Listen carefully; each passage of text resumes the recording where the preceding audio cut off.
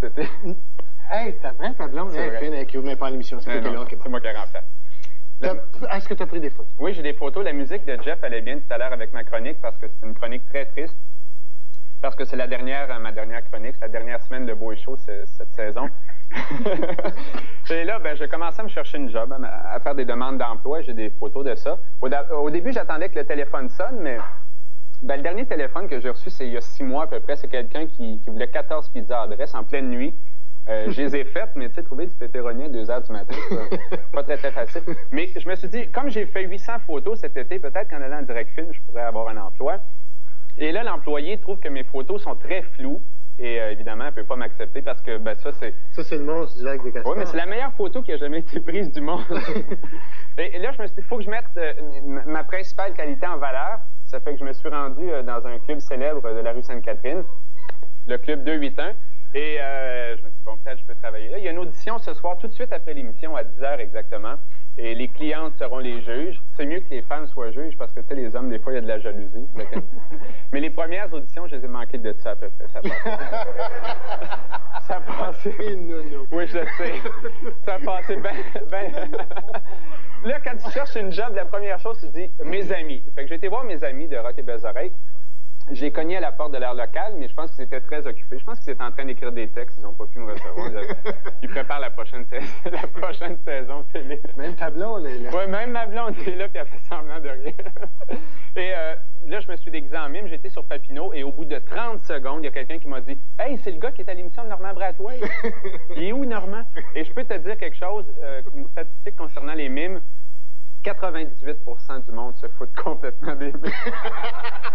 Et les envoie promener, il n'y a rien à faire. Et là, il y a un spécial cette semaine chez IGA, la douzaine 2 à 99 cents, Normand. Je ne sais pas si jamais ça te... Bon, là, je me suis dit, il faut que je change de look parce que ça ne marche pas. Je n'ai pas d'emploi. J'ai été à Edith Serré et là, ils m'ont fait un nouveau visage, un nouveau style. Je ne sais pas quel genre de job je pourrais pogner à changer de main. Et ça ne marchait pas du tout. Là, je me suis reposé, j'étais fatigué, j'ai fait un petit somme. Et il m'est venu un drôle de rêve. J'imaginais la saison de Beau et Chaud l'année prochaine. Et par la magie de la technologie, on va entrer dans mon rêve. Et ça, c'est bon, ça, c'est les machinistes qui préparent déjà le décor de l'an prochain. On les voit. On voit le plan tout tracé. Ça va ressembler à ça l'année prochaine, Beau et Chaud. Et on va voir, ça, c'est les choristes. Les choristes vont chanter sur écran géant dans le stationnement de Radio-Québec. On attend environ 500 000 personnes. Ça, c'est le producteur Pierre Duceppe qui a décidé, lui, il a dit l'été prochain, on va faire quelque chose de discipliné.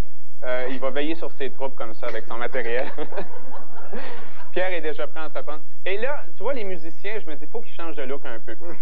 On reconnaît sur la photo, dans le sens des aiguilles d'une montre, il y a Jeff Fisher en bas à gauche, c'est son nouveau look de l'année prochaine. Richard Provençal en haut, Claude Arsenault et Robert Stanley. Ça, c'est dans le but de se rapprocher un petit peu de la jeunesse puis d'attirer un public un peu plus jeune.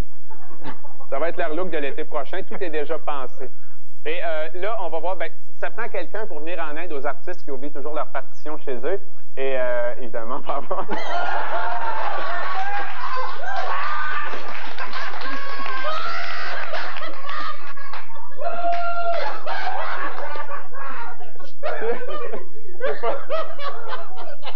C'est pas fini, Normand, c'est pas fini. Non, mais il y a beaucoup de monde qui se sont plaints de ton look, de ton apparence. Tu as eu des lettres de plainte toute la saison. Et Normand va décider de faire un petit peu de culture physique. Et l'an prochain, il va y avoir un nouveau chroniqueur Polaroid à l'émission. On le voit très bien sur cette fois. Quelqu'un d'expérience. Et je pense que c'est tout pour mes photos. Ah non, il manque la seule preuve au monde que François Allard existe. On le voit très bien. Tu vois, il y a les 2 petites flèches. Là. Il ne faut pas confondre avec les 5 autres personnes, l'équipe de production. Qu'est-ce que j'oublie quelque chose? Ah oui, juste avant l'émission, Normand, j'ai pas encore d'emploi. J'ai passé une audition. Ça te dit quelque chose, le canal Capot d'Humanité? Non. Le canal où ils vendent des appareils, des bébés. Ah oui, OK. Oui, je pense qu'on a un petit bout de film. Est-ce qu'on a le petit bout de film de ça, de mon audition? Statue de la liberté, prix du club 372,95. Quand...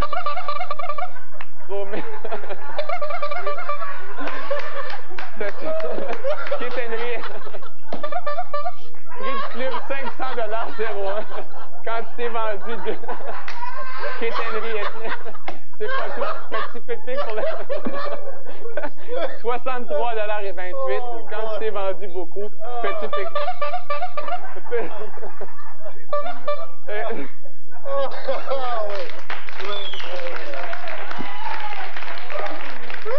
Je n'en reviens plus. Ça, c'est gênant de faire ça à la TV. C'est bien gênant de faire ça à la TV. Ouais, ben, je te laisse. En tout cas, Richard, à l'été prochain. OK, hein? merci, Norma. Je pense que je suis libre. Continue. Une chanson qui s'appelle